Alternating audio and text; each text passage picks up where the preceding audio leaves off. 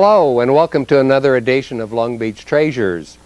I'm your host Harvey Keller, and we have two very special guests with us today. We have Loretta Berner and we have Morine Habel from Rancho Los Cerritos, and we are going to profile the Rancho today. This is a 4.7 acres of land up in North Long Beach. It's part of the Nieto grant from the 1784, I believe it was, and then in 1834 the grant was divided into 5 ranchos. Two of the most notable here in Long Beach, Rancho Los Alamitos, which is east of Alamitos Avenue, and Rancho Los Cerritos, which is west of Alamitos Avenue. And Morine is a docent up at the Rancho, and she's going to take us on a tour of this beautiful historic home. This is one of the treasures in Long Beach that is on the National Registry of Historic Places. So Morine, we're going to start, and we're going to let you take us on a tour of this grand place. Okay, thanks, Harvey. We're going to be looking at some slides here.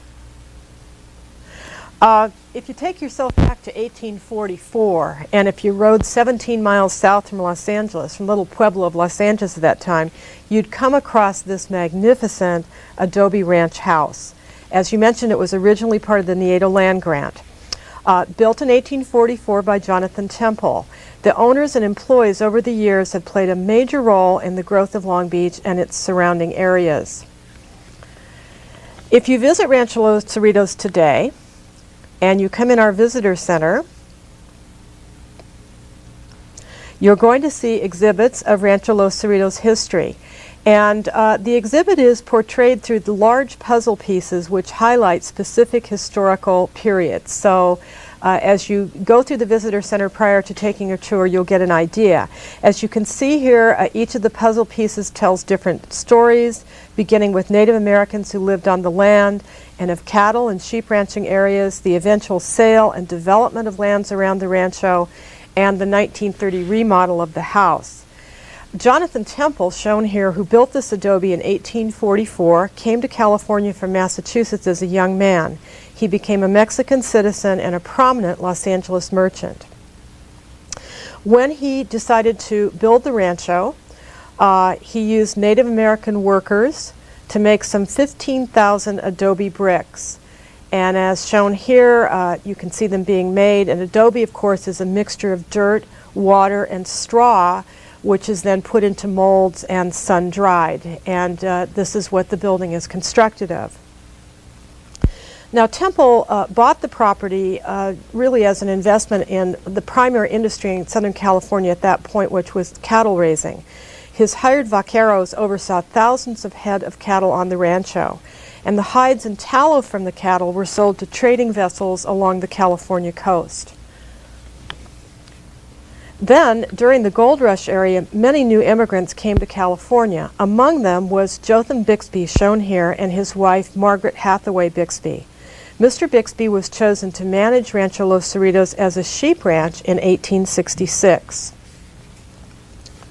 The Bixby family had been in sheep operations further north in California, but when they decided to expand their operations to Rancho Los Cerritos in 1866, there were up to 30,000 sheep pastured on the 27 acres of Rancho Los Cerritos at that time.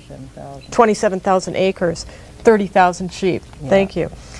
The sheep were pastured in herds of approximately 2,000, each looked after by a herder who was usually of Basque, Indian, or Mexican ancestry. And this slide here shows the sheep that would have been out all over the parts of Long Beach at this time being tended by the herders. Now the Bixby family, this shows the inner courtyard of the Rancho around the early 1870s. The Bixby family was quite large. They had many brothers, sisters, and cousins coming to visit. And I really like this picture because you can see some of the family standing up on the roof. The roof made out of brea or tar. About twice a year during the spring and the fall, about 40 to 50 itinerant workers gathered to shear the sheep, which must have been an incredibly busy time at the Rancho, the shearing of these sheep for their wool. And in the book Adobe Days, Sarah Bixby Smith talks about those days in great detail. Around 1880, as Los Angeles grew from a dusty village to a town of around 10,000, a new town was established on the coast of the Rancho. This development, known as Wilmore City, struggled for a few years and eventually blossomed into what we see here, the city of Long Beach. Early shot of downtown by the ocean here. Well, that's the Pike area. Right. And the 27,000 acres of Rancho Los Cerritos gradually became Long Beach. Meanwhile, in the early 20th century, this house, which had been constructed in 1844, began to fall into ruin. And you can see here in this picture the extensive deterioration that's occurring. So by this time we have a different roof on there. That Brea roof was replaced by a wood roof, but it's really deteriorating. What's However, a Brea roof? it's tar. Tar Oh, from the okay. La Brea The tar pits. Oh. Is where they believe they got it. It was a miserable roof. It leaked and so May I say forth. something? Sure. Jotham Bixby put the tile roof on. He prayed for rain all the time for his crops, but he didn't feel like he wanted it coming through the roof. However, fortunately for us, interested Bixby family descendants acquired and remodeled the house in 1930. It became a museum for the city of Long Beach in 1955. Now, when the Bixby family ran the Rancho, as you can see here, the Rancho workers had very simple rooms with dirt floors. This shows a typical room. And they had several storerooms. Now, they needed storerooms to stock supplies for the family, for the workers of the Rancho, and for their guests, because it was too far to go shopping in Los Angeles every day. As I mentioned, it was 17 miles away. So this shot here shows one of the storerooms that was used to store non-perishable food.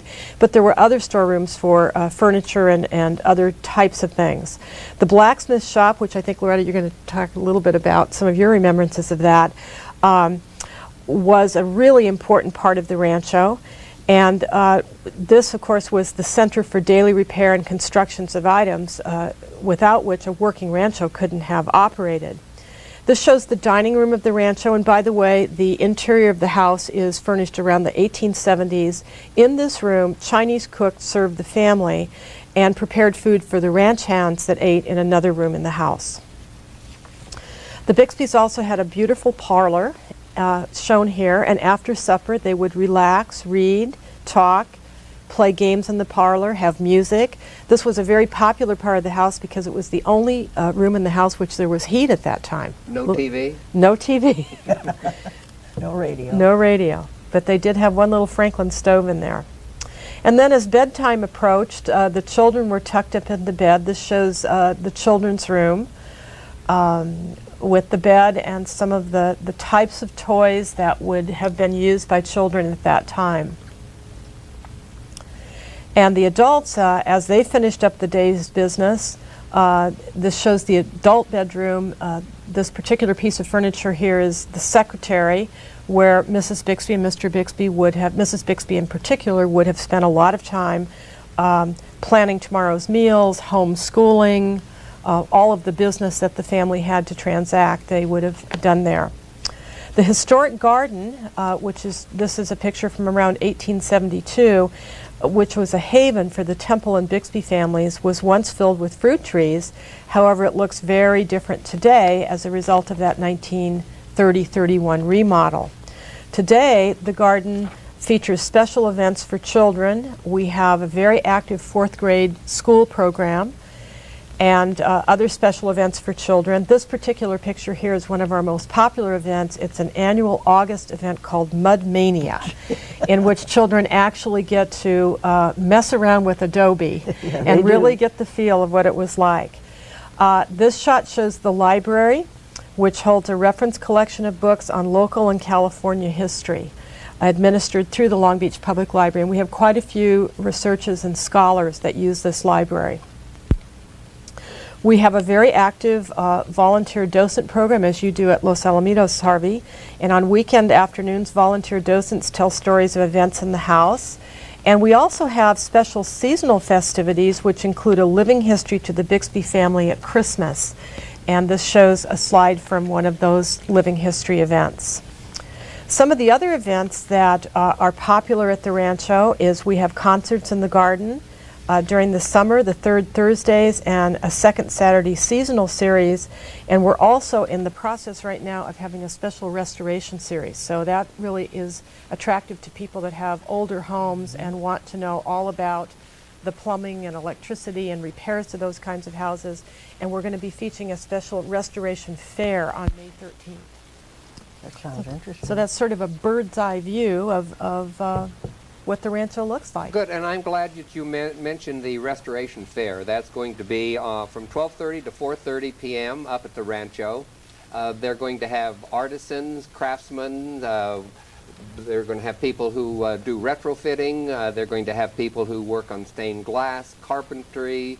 We're even going to have, I say we because with Long Beach Heritage, I'm working with them in getting sponsors and activities going. There's even going to be an architect there, so if you have a question you want to ask about something on your home, there will be an architect there. So there are going to be a lot of resources available, and this is something that anybody who has an old home who wants to preserve or restore their property, this is a event that should not be missed because this is going to be something that's really important.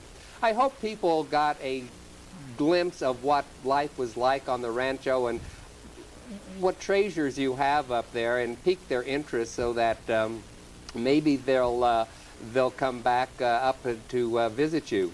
Loretta, this is one of our real treasures of Long Beach. We're going to go to break in just a couple of minutes, but you know, not all of our treasures are made of brick and steel and mortar. We have human treasures too. And Loretta's lived here since you were what, maybe about 4 years old? Yeah, 4. So you have stories to tell that will be fascinating. You used to live on part of the Bixby Ranch area, didn't you? Yes, I lived on what is now called Bixby Knolls. The extent of the ranch there was from San Antonio Drive south to Wardlow Road, from Long Beach Boulevard to Cherry Avenue. That house sits right on the edge almost of present-day California Avenue. We are looking north here. Didn't you say you took that picture, by the way? I did. Somebody gave me a camera, and when I was about 9 or 10 years old, I was 10 years old when I took that. And of course I couldn't resist taking pictures of everything I saw. I think I kept my poor mother broke developing them. I remember that quite well. And the ranch house stood into the 20s, but I'm not sure when it was. Let me see, I forgot, the barn burnt down. Now looking at this on the east side, you see the blacksmith shop. Next to that is a little place, and that was the bunkhouse. And then there is the barn. And this road went around the barn and straight north till it hit San Antonio Drive, which, by the way, in those days was known as Mitchell Road from Cherry Avenue to Long Beach Boulevard. The windmill that was there, I do not know when they took that down, and I do not know the date of when they took the ranch house down. I know the barn burned down. That's about all I know about what happened there in after years. Of course, when the subdivisions came in, why, the Bixby Road was moved to correspond with the Bixby Road in Los Cerritos, the tract that was developed in 1906. And that dirt road, so the men on the ranch always said, was designed by George H. Bixby, and he could stand on his front porch and look straight down that road to Cherry Avenue. When they did the subdivision work there, of course, they aligned it up with Bixby Road in Los Cerritos. I'm going to have to interrupt you for just a minute because we're just about ready to go to break. So stay with us. We'll be right back in just a moment. Okay.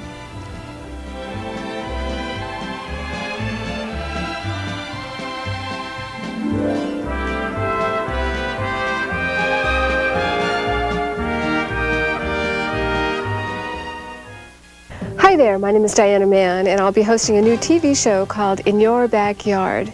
And in this show, we'll be talking about, should the breakwater stay or should it go? Where is the best location for the 911 police station? Will Carnival Cruises be a business bonanza or become a noisy, pollution-causing eyesore to the shoreline? Are we really getting a Queensway Mall by the sea? Please join us on Wednesday evenings at 7:30 or on Sundays at 6 o'clock on Channel 3. It'll be fun. Do you think you got what it takes to be funny? Well, there's a new show coming to town called Funny Farm, where you're the star. Just send us a VHS tape of 1 to 3 minutes in length, showing your craziness, your silliness, showcasing your talent, and you could be committed to the Funny Farm. There's going to be lots of insane prizes, and you can be named Wacko of the Week. Just send us your non-returnable tape to 2931 Redondo Avenue, Long Beach, 90806. You should be committed to the Funny Farm. Hi, I'm Eddie Van Geis, and I'm standing in front of one of the best-kept secrets in the Long Beach area, House of Bargains school uniforms, where you get the best year-round prices, quality, variety, and service. House of Bargains has 2 convenient locations in Long Beach, open 7 days a week. They carry over 10 styles of boys' pants, cords, double knees, husky, and they specialize in large sizes for both boys and girls. They even have a discount section for the cost-conscious buyer who's looking for quality, but at a bargain price. For belts, blouses, jackets, jumpers, pants, shirts, shoes, shorts, socks, skirts, skirts, sweats, sweaters, ties, and more, it's House of Bargains school uniforms. And remember, El Niño's coming. So for all your rain gear, coats, boots, and umbrellas, it's House of Bargains school uniforms. Quality for less, bargains galore in this store. You're watching Charter Communications Channel 3, local programming for Long Beach and Signal Hill.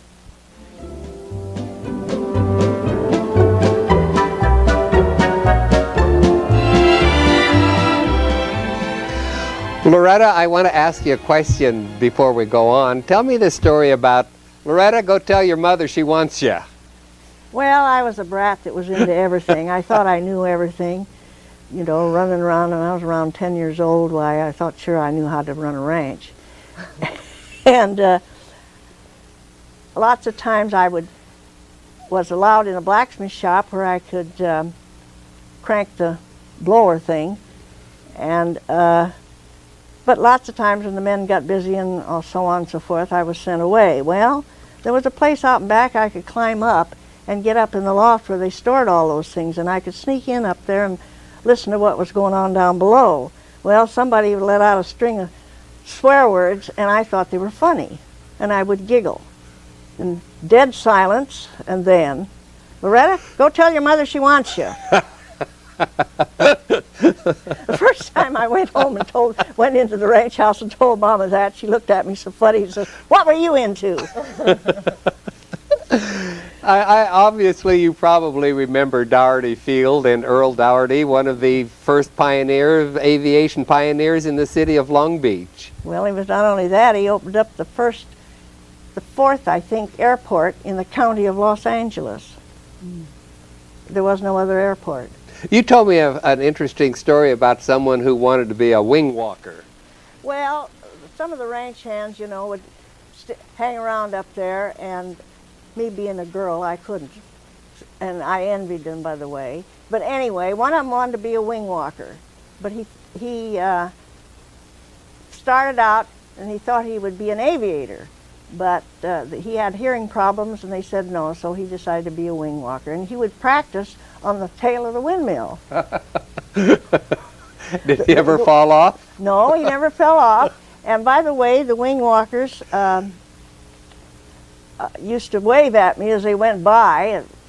Earl Dougherty would come quite close to the ranch house. In fact, he had a habit of doing all the fancy stunts way up in the air over the ranch house. And my mother always got upset because the hens all ran to the coop, and the cows and the horses got excited, and the geese honked, and everything went haywire, and she'd shake her fist and say, "Darn that aviator." If the cake fell or something else happened, why, it was all that aviator's fault. Did you ever get to fly with him? Yes, he took me up. When I walked up there, he looked at me. I had a dress on. He says, "Why haven't you got pants on?" And my mother wouldn't let me wear pants. the farmerettes, the girls that came out during World War I, could wear the pants, but I couldn't. But when I got out of sight of the house, I used to put my dress skirt in my bloomers. Anyway, he took me up, and I guess I was up around 20 minutes because we went out over the harbor and way down the beach and came back and circled. And after by the way, he told me if I wanted any stunts to turn around and signaling. But when I got up there, none of the equipment would fit me. They could use safety pins to put the coat and the goggles and all that stuff on me, but they couldn't do anything with a seat belt. Well, I'm sliding around up there, and I think to myself, I might fall out, so I don't think I'm going to ask for stunts. So I didn't ask for stunts. When he let me out, he told me I was the youngest passenger to fly alone. Now, I don't know whether that was true or that he's just trying to make me feel fancy. I can't let you get away without asking you. Obviously, you must remember the 1933 earthquake. Yes. Where were you? I was up on the 3rd floor of the telephone building at 5th and Elm. I was standing up to go on my relief. All of a sudden, I hear a funny noise with the cords hanging down on the board, and I said, "What's the matter with electricity?" Well, about that time, there was a great big jerk. Somebody spoke up and says, "It's an earthquake, you dope." It was very interesting in a way. That building now, I believe, is an office building. It was built somewhere around 1911 or 12, and there was no structural damage. All that fell off was the gingerbread, we called it, on the outside. Some of the girls tried to get to the fire escape and fell down, and I turned around. I stood, and so did another girl, native California like myself. We just stood still and watched what was going on, and so many of them were on the floor. Well, finally the shaking stopped, and we was able to get out, and we went downstairs, and we wasn't sure that on the 2nd floor if the stairway would even be there, but it was, and that housed the lounge and all the battery equipment. I forgot what all it was, but it was an emergency equipment in case the electricity was out. And went outside, and the building's still standing, and several of us decided to go back upstairs, but there was nothing much we could do because I think practically all the telephone companies around the area were there. People were probably standing outside just like we had been, because in those days you had to dial to even call Compton or Wilmington or anything like that. You had to get an operator and dial. And people would call and want to get information, and of course there was no information, and you know, the people were crying, and some of the girls aboard were crying. It was quite some time. Finally, the chief operator and the district manager got there and ordered us all out, and we sat down on the curb across the street till about 9 or 10 o'clock and watched the building shake, and they come along and says, "You better go home." And how was your home when you got there? Well, the house I lived in, it had shifted on the what do you call it, the foundation. And one of the funny thing is, I had a stack of doll dishes sitting in the cupboard and a bunch of plates sitting next to it, and the shake was north and south, I guess, and all those plates wiggled underneath those doll dishes, and the only one broke was a little cream pitcher.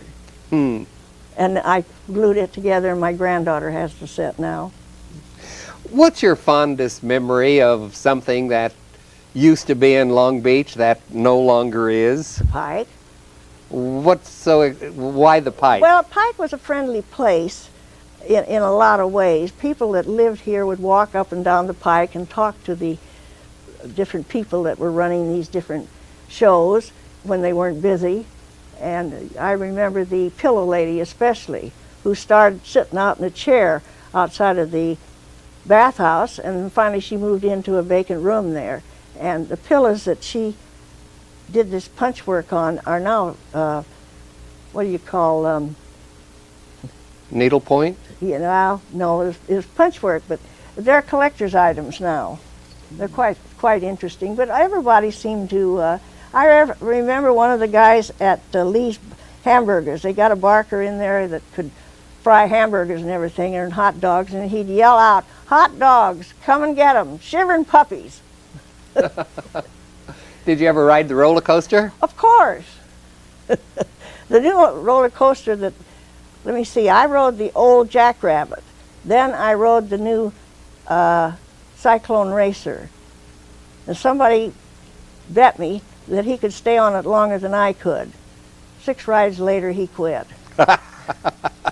You sound like you were an outgoing young lady when you were young. I'm afraid I was a pest. Well, being down on the pike, my question was, did you happen to get a tattoo?